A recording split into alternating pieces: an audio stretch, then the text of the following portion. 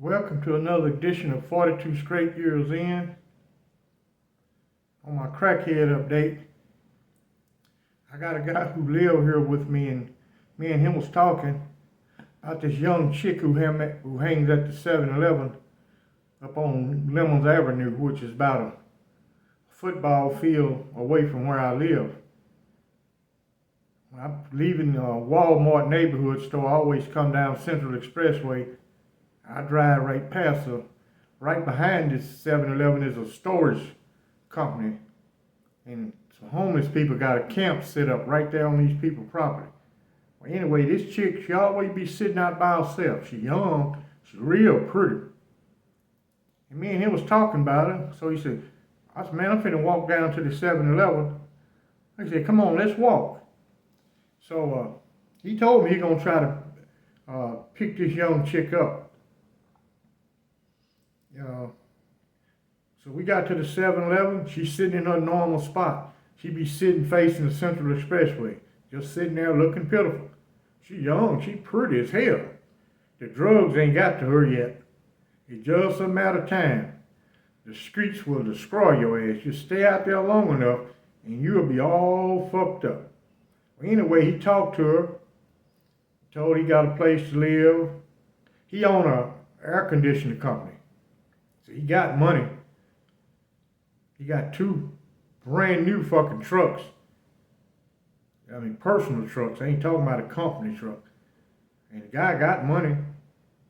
And he talked to her, told her, he'd give her a place to live. And she said, yeah, I need to shower. I was looking at the expression on this chick's face. It's not fitting in with a man talking about helping you. Taking you, get you shopping, get you brand new clothes, get your hair did, get your nails, get you a pedicure, and get stuff that a female needs, a woman. Her expression don't fit in with his conversation. So I'm checking her out on the cool. I'm saying to myself, this chick is for the streets. All she wants is drugs. One of them youngsters probably done used it up in the drug business and threw her ass to the streets. And he took her to his apartment and let her shower. When she finished showering, she said, okay, man, thank you. I'll holler at you. I'm finna go back up here. This fucking bitch don't want nothing. She want dope. He wasn't talking about supplying her drug habit. See, most of them, they'll take the house and the food and the new clothes and all that if you throw drugs in with it. No drugs, they didn't give a shit about no place to live. They'll sleep on the damn street as long as they can get high. But she gonna trade her box for some drugs because she ain't got no fucking money. And, as we was walking back to our complex, I was checking her out.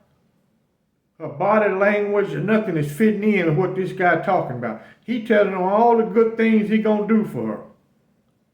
She ain't responded to none of that shit.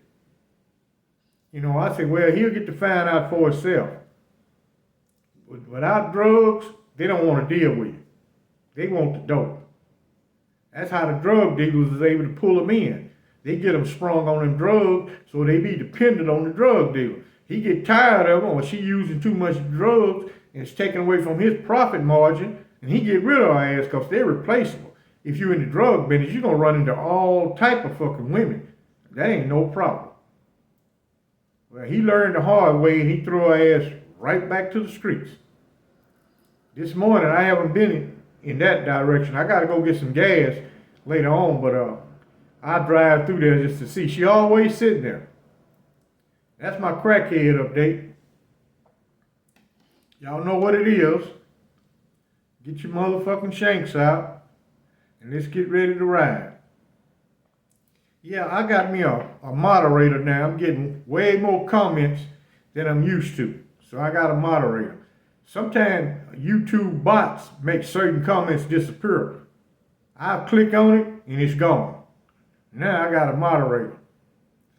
Some personal thing the moderator ain't gonna know how to answer, and I'll have to answer those. But basic, giving a like and a heart, the moderator will be doing that. So some fucked up comments, oh, I'll never see them. because they'll be deleted. That's the moderator's job, not mine. Yeah, in this video, I'm gonna touch on a brief history of Texas prisons. At one time, Texas prison was segregated by race. They had the whole prison was segregated. The Retrieve Unit, which later became the Wayne Scott Unit in Angleton, Texas, was an all-black prison.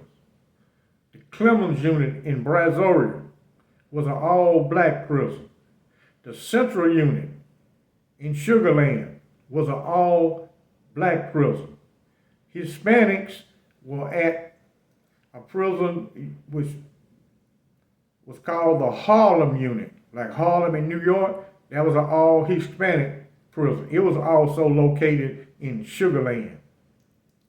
Now, the East Ham was the old East Ham was an all-white prison.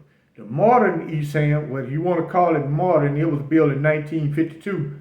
Now, it was an integrated prison, but it was predominant white. At the Ramsey Unit, Ramsey 2 was all black. Ramsey 1 was an integrated prison, but all the housing units were segregated. Now, you can read the Ruiz versus Estelle lawsuit, the landmark lawsuit that changed Texas prisons. And it'll give you a history of Texas prison, what it was like. Now, a lot of the violence he don't touch on, he just give brief glimpse as to how violent Texas prison was when they had inmate guards. Now, everything that's did in Texas was basically ordered by a federal judge. The mail, the religion, solitary confinement, work, all that medical care was all ordered by a federal judge. The prison system, the Board of Correction, didn't change nothing in favor of inmates, because they don't want to appear soft on convicts. The landmark Gamble versus Estelle. I did a video on J.W. Gamble. This is the man that changed the medical practice in Texas prison, because they had inmates performing this shit. These guys ain't never been to a fucking medical school in their life.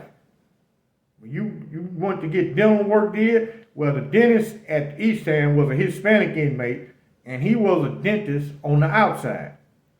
So if you had a gold chain or something, and you give it to a guy who worked in the craft shop, he could smelt that gold down, and this guy would give you gold teeth, but you had to pay him. But when you went and got a tooth extracted, an inmate performed that dental work. Now, the inmate guard system had a few good points. And bad. It's always good and bad. Yeah, once I spoke on assaulting a female guard who was attempting to break up a fight between me and another guy at the East Ham unit. And some guy in the comments say, "You lucky they didn't beat your ass." That unit was under so much scrutiny. They had a warden over there named Charlie Martin. He did not allow no bullshit. So now what these modern wardens will do, they will mess over you in other ways instead of brutality. Number one, if you assaulted a guard, you go into administrative segregation. You got that coming. And they're going to indict you. And the time will be stacked on what you already serving. So that's how they punish you. It depends on the warden. It depends on the prison. Like at Pulaski unit, a lot of guards get assaulted at Pulaski unit. Those youngsters ain't trying to hear shit over there. They assault guards, including the warden. And they don't get beat up. They do not get beat up. They just drag. Now, this is how you get beat up. You refuse to get handcuffed. Now, they're going to beat you down. They're going to wrestle you down. They got to restrain you by any means necessary. But if you go ahead and comply, when they tell you to turn around, put your hands behind your back, get on the fence or get on the wall, you comply, They'll handcuff you, take you to the prison infirmary, check your blood pressure, check your weight, and place you in pre-hearing detention. Then they're going to fuck over you internally the rest of the way. You're going to lose every privilege. You're going to get maximum cell restriction, commissary restriction, visitation restriction, and you go into administrative segregation. You can expect, if you assaulted a guard, to at least be in there a minimum of 5 years. You can expect that. That's how they screw you over, instead of using actual brutality. Now, even back in the day, Wildcat respected a man who stand up for himself. I spoke on this in a video before. A guy named JT who worked in one hole with me.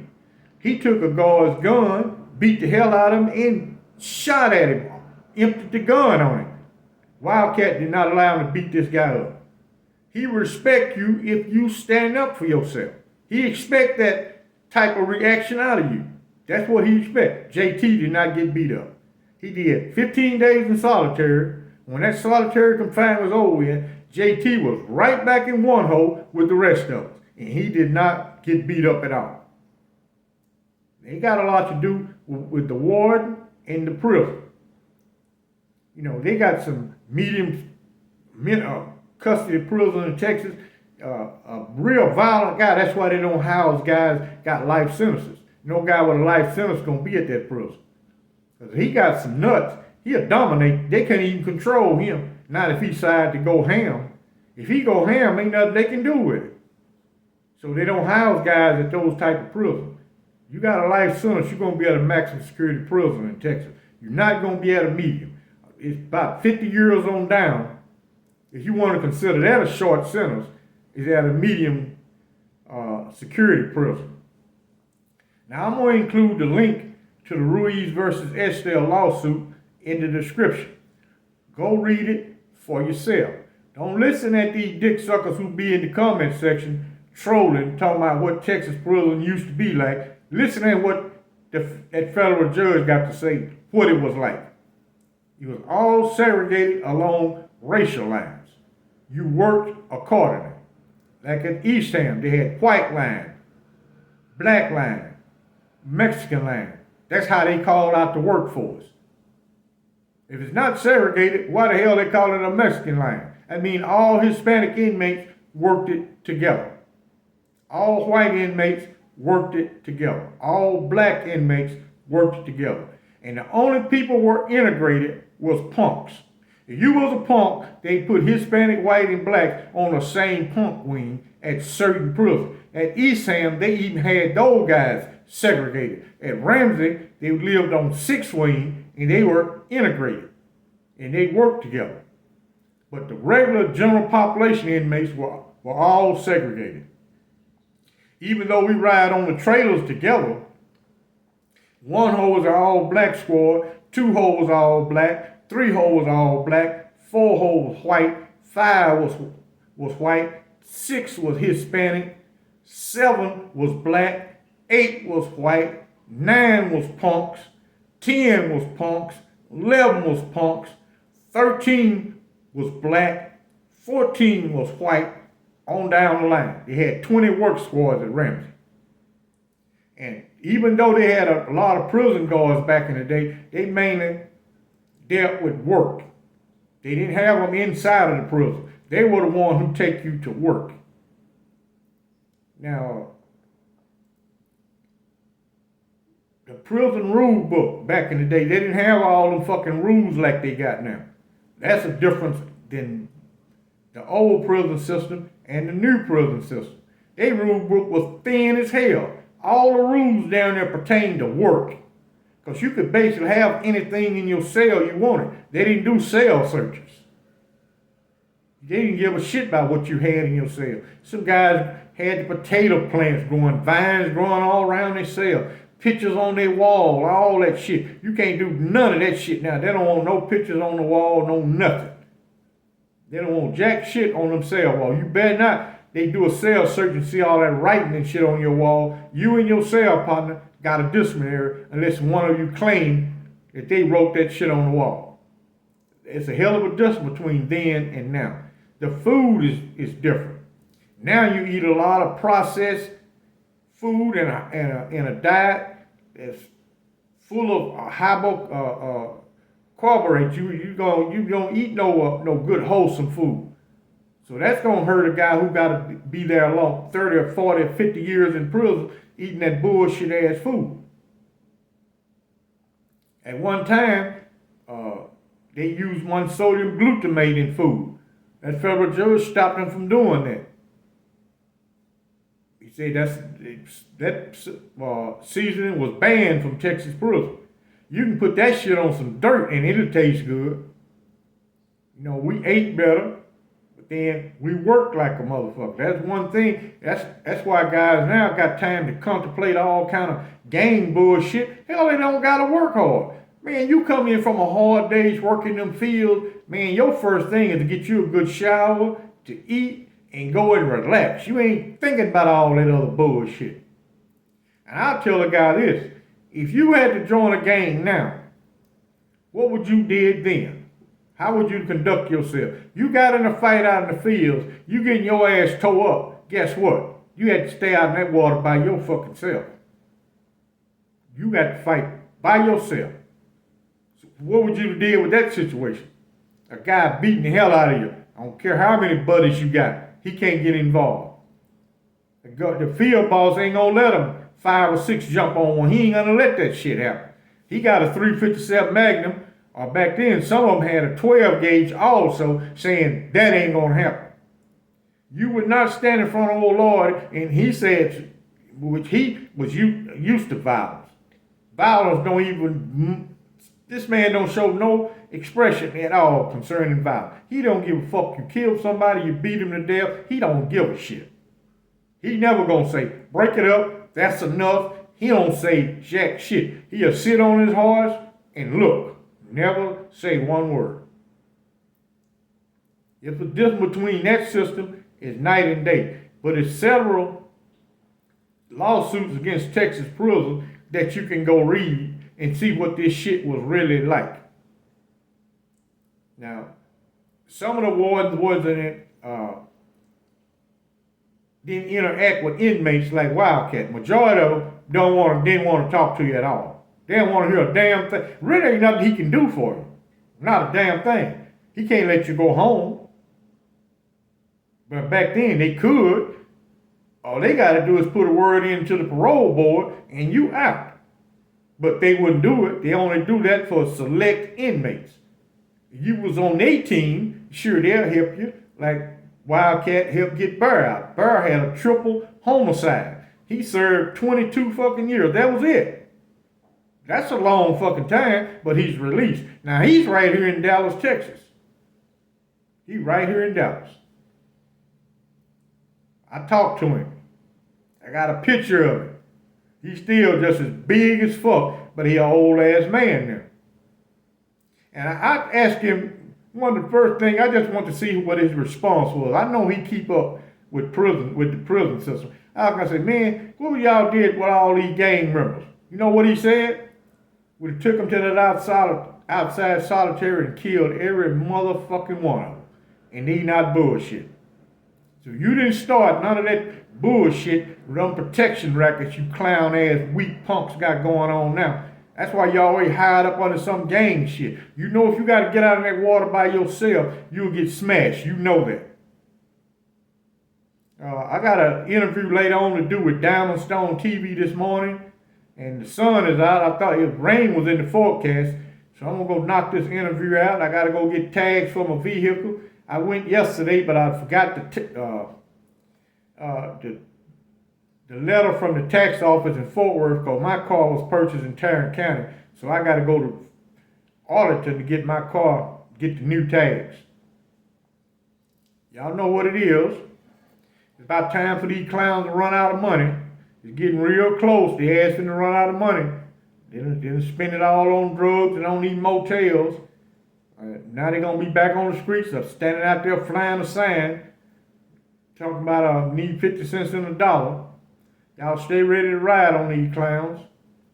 Support me over on Patreon. And Check me out on Diamond Stone TV. Like and subscribe, and I thank you for watching.